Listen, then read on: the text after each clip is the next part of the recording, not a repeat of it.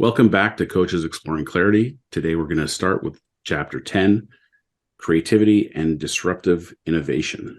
And it starts with a Richard Branson quote, "You don't learn to walk by following rules. You learn by doing and by falling over." Which the last 2 years I've been doing lots of falling over when it Yeah, comes me too. to learning to run a coaching practice and all the rest of it.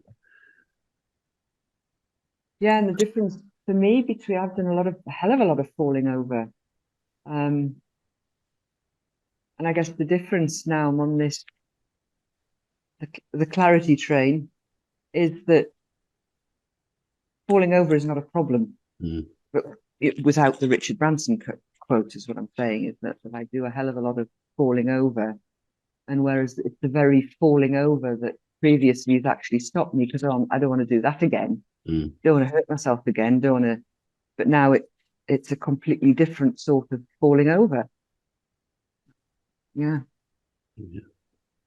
So when I first read that, I had remembered this memory of my son when he was a baby and he was just learning to stand up and stuff. So he crawls over to the bookshelf and he kind of grabs the each shelf as he kind of goes from being on his knees to his feet, and then he's standing there and then he lets go and he's standing there perfectly balanced, and he looks over and he smiles at us and we're like, "Oh my God, he's standing," and then he just then crumpled towards the bookshelf. So he smashed his forehead right off the edge of one of the shelves and ended up with a giant bruise or whatever.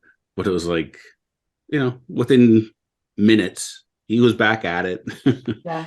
Yeah. doing it again. And probably 24 hours later, he could stand and balance himself, no problem. Yeah. And I remember even Jamie saying something about that sort of thing. And at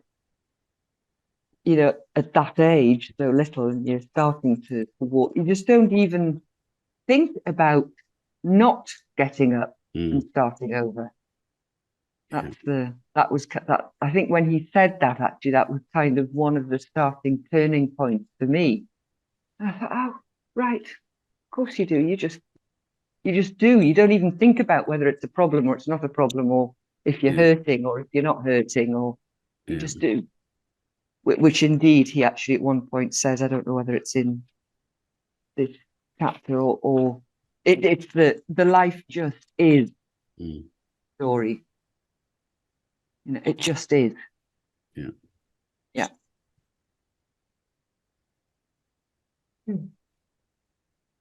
what that speaks to me, your son Greg, is that he wasn't sitting on the floor thinking, I need to get my hand to the first rung and the second rung and the third rung to stand up. He was just exactly being. Yeah. Or worrying about falling over. Well, and even at that age, like does he even know that it's his hand or that it's a shelf or anything, right? Like it's just very, I don't know. Yeah. It's a great metaphor for, I guess, encouraging us adults to just go for it and have nothing on it. Yeah. And and that kind of connects up to us, how Jamie proceeds with that. It just occurred to me when I was out for a walk in the woods. I can sort of see a little boy, like it kind of just occurred to him to put his hand up onto the next rung. Yeah. And that's how it always, everything sort of proceeds in that kind of and then it kind of occurred to him to straighten his knees, if you like, because otherwise if he didn't, he couldn't get up to the next, shelf sort of thing. It just occurs to you and you just do it. And how we have to resort to showers, however pleasant they may be, of course, anyway, but not always to everybody. We have to resort to things to get back to that sort of place. Sure. What is it that JB says? It's either the shower or the just one of the three things he said: the shower on vacation, or while traveling to and from work. Yeah. we unfortunately we don't we just don't have it available immediately. Yeah. Yeah, it's like a hack. Yes, Yeah.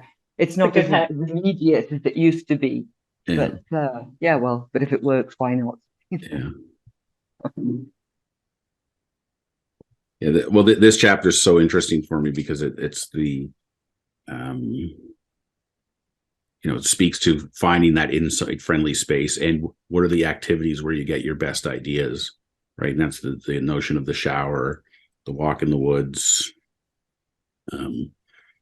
whatever it is for different people. But I often ask that question to my clients, where is it that you get your best ideas? Because there's if they can figure out what it is for them, then they can use that as a hack when they need when they're in need of an insight or just finding a way to quiet themselves down, is to that becomes your go-to insight friendly space. Yeah. And like you said, Elaine, it might mean taking multiple showers a day. Price of water these days. Yeah. I don't know. Yeah. Putting those two things together, when you take that opening sentence, the Richard Branson quote, and then the whole notion of insight-friendly space and having ideas and aha moments. When you think about the insights and the aha moments and brilliant ideas, I think if we have in the back of our mind the reminder of the quote, because so often we have insights, ahas, and brilliant ideas, and we either ignore them, disregard them, don't do anything with them. So it's kind of to look at that and go, oh, maybe I can pay attention, or maybe I don't have to, or maybe I'll step through it. That's what putting those two things together kind of said that to me. What occurred to me when you said that is once our intellect gets a hold of our insight, we can talk ourselves out of what a great idea it was. Yeah. So well. So well. Thank you. You put that more eloquently than I did, Greg. That's where I was going. Yeah. One of my clients, one of her insight friendly places was blow drying her hair. And she said it's to the point where she'll be blow drying her hair and her husband hears the blow dryer going. And he knows roughly it takes 20 minutes, whatever it is, for her to dry her hair. So if the blow dryer shuts off before that time has elapsed, he knows that she's about to run out of the bathroom and say, "Oh my God, I just had this great idea." Yeah. I so relate to that. Oh my God, I do. Yeah. Yeah. And then Jamie makes the distinction that the known versus the unknown. And that kind of somehow connects up to me with what we've just been saying, because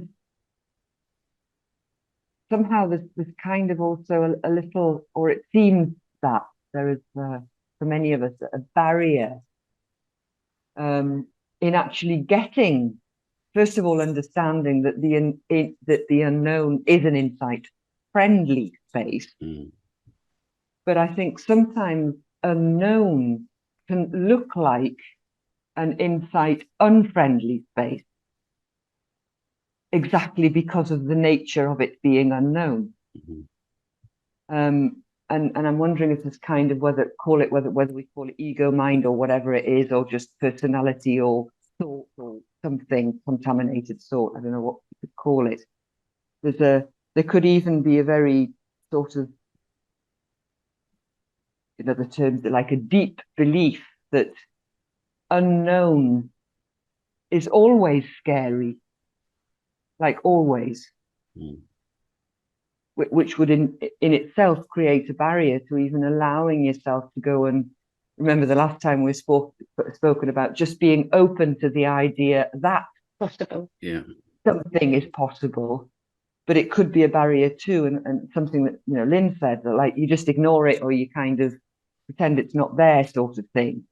Yeah. And it's one of those things that, again, to get to, at least as I see it, to get to the unknown, you do indeed need to have an awareness about it, which I think Jamie's making a marvelous job in the book in every single thing that he says, basically, and in kind of pointing you in that direction one way or another with his words, with his quotes, with his own writing, his own experience that he shares. Because it's kind of a big thing, I think, in all of this. Well, I think that the pointing between the known and the unknown goes back to what I said just a minute ago about talking ourselves out of good ideas. It's like we take that insight, which is by definition unknown, and then we compare it to the known, and then use the known to dismiss it as. But of course, it doesn't match up because it's not coming from the known; it's coming from the unknown. Exactly. So it's by its very nature, it shouldn't match up with anything that we already know. But exactly. And therein is the paradox, because automatically we work in what we do know. Yeah. So it's And it's the paradox there too is I don't know, I'll speak for myself, but I tend to put so much emphasis or credit to knowing things. Like I've got to read all these books so I know more, or I have to go to school to know more. And it's not that there isn't value to that kind of knowledge, but don't tell your daughter that. Yeah. Well, trust me, we've had that discussion. What's this all for? But it's just such a heavily weighted to what we know versus what we insightfully know from reading this book and from experiencing ourselves is infinitely more leverage and power and possibility in the unknown than in the known. Yeah. And I mean, even the unknown can just be looking at something we slightly differently, like kind of going back to what you just referred to from last time, is open to the possibility that things may not actually be the way that we thought they were. Yeah. Yeah. And there's something about, I think, being able to distinguish between, I mean, okay, as I say it sounds kind of obvious, but it's sometimes when life gets hard and life gets foggy-minded and life gets confusing and maybe a bit depressed even, that there is kind of a confusion between the things that you can only know if you go to the library or go to do some course or go to university or go and do your studies or learn about things, and the bit that we're actually talking about, which is a more spiritual connection, which is coming back to who we really are, so that we can have the clarity and and that the peace and the happiness and the non-anxious state that often learning actually creates for us. Indeed. But there is a distinction in each of their place on this earth. For sure. Something that's popping up for me, it's really weird. I'm just going to throw it out because I don't know where it's coming from. I'm reading a book right now about artificial intelligence and and the use of in police cases. And what's coming up for me right now is sort of the distinction between artificial intelligence and human beings. And the only thing that the AI can do is draw on data and facts. That's all it can do. It's trawling for data and facts. It can't discern. So if we talk about the known and the unknown, it can't go to anything unknown. It doesn't have the power to do that. It's only going on past and information and gathering, whereas we, as humans, have the capacity for both. And I don't really know where I'm going with that, except that almost how brilliant is that? That we have this extra capacity that we're not always tapping into, or we're not even aware. We may not be aware of, or taking time to recognize. And to me, that just seems pretty brilliant, actually, that's available to us. Yeah. And another reason for us not to be out of a job, Elaine. It won't put us out of a job. And Lynn, you've just sparked another idea, talking of crime, identity, artificial intelligence, and like human beings. There's street names and place names here in Italy are often, named after people of fame. People of anything from Giordano Bruno to Dante to my street I live in was named after a very big sociologist, I think, and contributed to universities and development and all that kind of thing. And nearby there's a street called Lombroso Street. This guy was I think he was an epistemologist as well, like Gregory Bateson, but he also worked in psychology and psychiatry and all sorts of things. And he developed this thing for the police force, whereby he identified certain facial characteristics to the eventual possibility of that person being or not a criminal. And that, obviously it fell flat because people were getting stuck into prison all over the place just because they had a funny shaped nose sort of thing, or a bit of a quirk in their mouths. Apparently a lot of people got put into prison when they had a hair lip for some reason or other, because it seemed to denote some mysterious characteristic that definitely would involve crime. I don't know how that exactly was, but obviously I think he got struck off at the end of his days. I'm talking about the 1800s here. And but again, how that, total confusion about who we really are. And it's not your nose, which indeed is addressed in the next chapter, I know, but it just come up here. Fascinating. And how misguided we are one way or another, by people who have a name, who have a say in the world, who write articles or write books or write newspaper things or tell us whether Harry and Meghan are really going to split up or not, and did they hold hands, and no, he didn't get a kiss, and this kind of thing. I mean, it's just incredible, how our mind, let's say, can easily be deviated from what is true.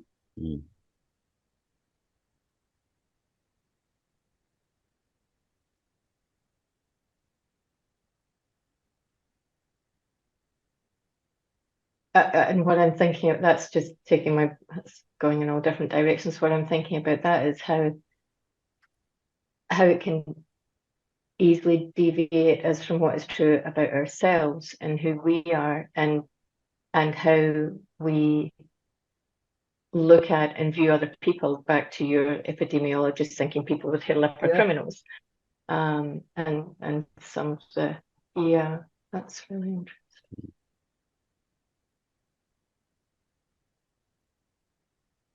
There's a couple of things that jump out at me is from what you guys have been saying. And one is that we all have this capacity for insight and realization, and that we all have access to the source of fresh, new perceptual reality. Like we're tapping into something bigger than ourselves.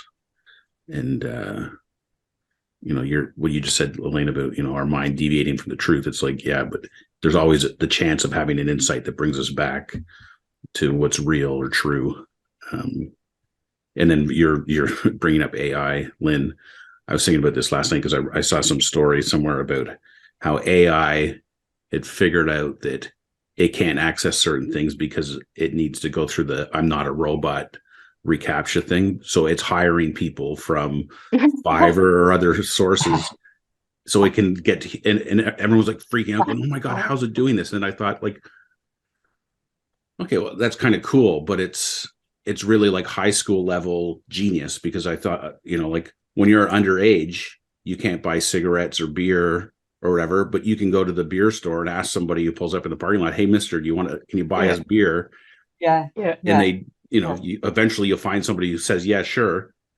So it's like, it's, to me, it was just like, oh, I can relax. I don't have to worry AI is taking over the world. I just like, okay, AI is now at like a teenager's level of genius of figuring out how do I get beer when I'm not old enough to get beer. That's what AI is. Yeah. Yeah. Yeah. Oh, that's brilliant. I don't know where you guys went next from the known versus the unknown, but what drew me was the paragraph around Gregory Bates and the epidemiologist, and the notion of clinging to the map of your habitual thinking in the face of overwhelming evidence that it was no longer fit for purpose. Mm. And that's not even a whole sentence, it's only half the sentence, but it entirely speaks volumes. And where I started thinking about that is not only where I do that myself, but when clients come to us with what they are struggling with, up against, is challenging them, it's essentially that. It's that they keep going back to what they know and what they have been doing to fix a problem that has created. And it's just that constant circle, I guess, is what I saw. And then, of course, the next line, through fear, insecurity, and lack of clarity. And that takes us all the way back to the quote, the Richard Branson quote, you learn by doing and by falling over. You know, if you walk through that habitual thinking and face the fear, the insecurity, and the lack of clarity, and you go back to I have to learn by doing and falling over. I can't just stand here. Or like your post this week, Elaine, you know, you have to go through the door. We can't learn or get out of that habitual thinking by standing in front of the fear, insecurity, and the lack of clarity. So yeah, just it so cleverly keeps cycling back, which I think is super interesting. Yeah, I love the map metaphor because it's so clear and obvious. Like if you're in a city, but you have a map of a different city, that map is going to be useless to you to find your way around. And once you realize, oh, I have the wrong map, in that context, we would easily discard it and get the right map. But in our lives, we cling on to our map in spite of knowing that it's the wrong map. But we're like, but I want this to be the right map, but it's not. Yeah. And I think if we can help our clients see that just changing their map can change everything for them. Yeah. Oh, you just absolutely reminded me of something there. That's funny. I moved to work and live in Boston from London. And when I learned to drive in London. When I lived in London, I thought I had a pretty good sense of direction. I knew where I was going and I could figure my way around. And when I moved to Boston, I continually got lost because I couldn't understand the grid system of that city. I literally, to the point where I have had police escorts home from the airport. I couldn't, and it didn't matter, and I'm not even joking. It didn't matter that I had that map. Somehow I couldn't comprehend it. It just didn't make sense to me. And I remember in our TCB thing when Jamie was talking about Boston and the cows and everything, and I just, every time I see it, I laugh and I think, I bet if I go back now, I still won't get it.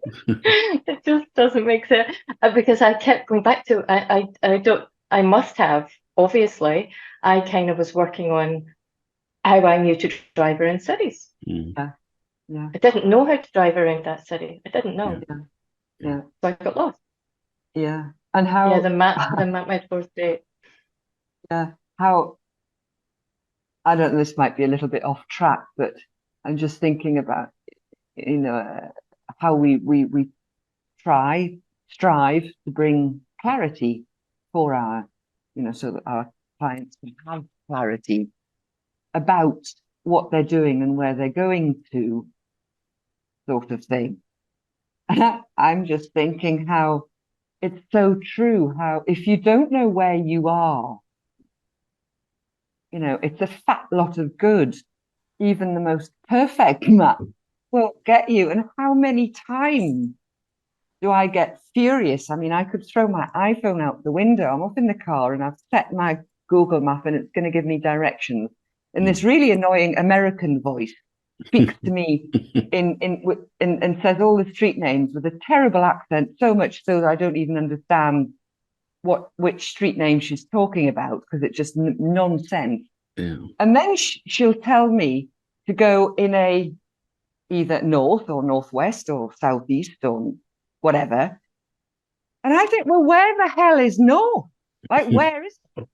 Mm.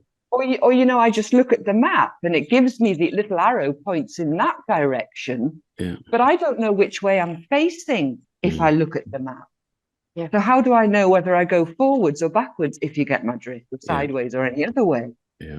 And I regularly get, but it's indeed, but thinking sort of, as we get lost in life, and, on my aim to help people start moving when they're stuck, but in what direction, kind of thing, it's certainly a great place to start, to know exactly where you are, but more than anything, at least which direction are you facing in?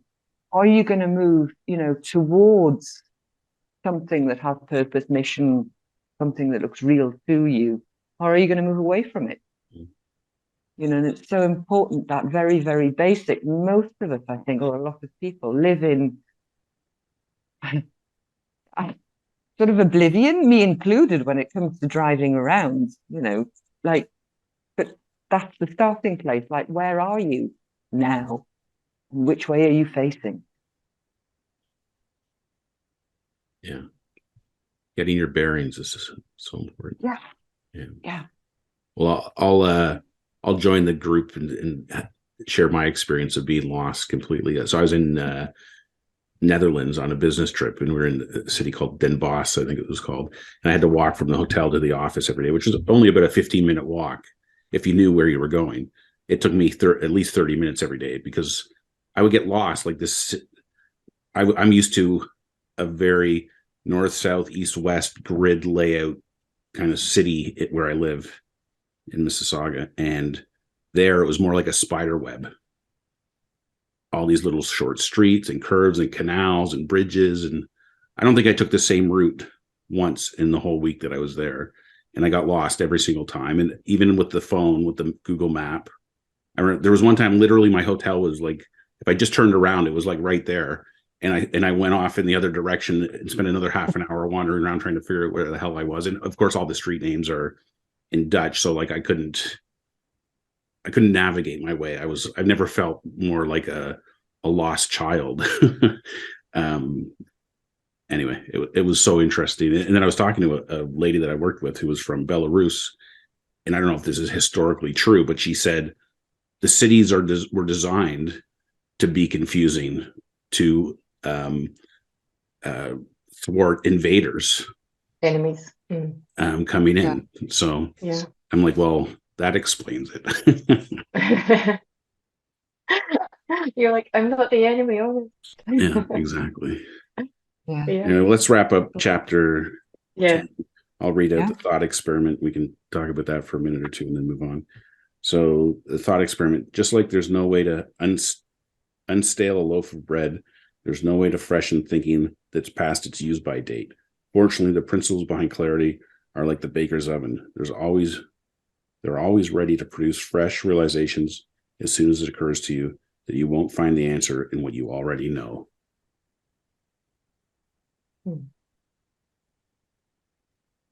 Yeah, for me, that's I used to sit at my desk and grind away. I build some custom apps and stuff, and when I'm stuck on how to get something to work the way I want it to work, in the past I would have sat at my desk for hours iterating and grinding away and trying to figure it out. Now I go for a walk with the dog, or I take a shower, or I go have a nap, and almost like 100% reliability, an idea will come to me of what to go explore and a possible way to solve that problem. So it's I don't have, like, I know as soon as I'm stuck, I can just stop. I'm not going to get anywhere, and I go do something else. go into my one of my insight friendly places, and sure enough, it almost every time works. Yeah, I totally get Yeah. that. I have my little insight friendly space, which is out back of my house on the balcony, looking down into the big sort of it's a palazzo, so the big courtyard that's below, on the trees and the flowers and such like. And as long as I do just that, it's like, but it's a sort of a conscious thing. Like, I'm not getting anywhere here, so I just literally I can switch off completely. I don't sort of take it outside onto the balcony with me, so I'll find an answer. I just consciously switch off, and inevitably, I mean, it may not be the sort of $1 million answer to what I'm looking for, but something will come up. Every time, I would say 100%, something will come up for me. And what I'm thinking there is, oftentimes when that's happening and we go back to whatever it was we were stuck on, or if we're dealing with a problem or trying to figure something out, when we go back, it doesn't look like the same thing, or it's often not even there. So something else has come, we're like, oh, it's not even that thing. You don't even have to do that. Or yeah, it's kind of moved on all by itself, which I still find quite remarkable, actually. I'm like, well, that's a bit interesting. Yeah. Didn't have to be struggling with that after all that time. Yeah. Yeah. Are we good with that chapter? Yeah, I think that's a good place to close it. Yeah. All right. Thanks, guys. Thank you. Thank you.